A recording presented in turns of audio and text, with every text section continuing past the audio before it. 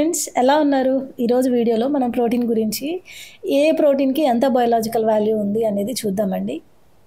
చూస్తున్నారా? ఇక్కడ గమనించినట్లయితే ఇక్కడ రేట్ ఆఫ్ ఎఫిషియన్సీని బట్టి మనకి ప్రోటీన్ గ్రోత్‌కి ఎలా యూజ్ అవుతుంది, మనకి ఆన్ ద స్కేల్ ఆఫ్ 100లో ఏ ఐటెమ్ ఎంత వాల్యుబుల్ బయోలాజికల్ వాల్యూ ఎంత ఉంది అనేది మనకి ఇక్కడ చూపించారనమాట. హోల్ ఎగ్ వచ్చేసి 93.7 ఇచ్చారు.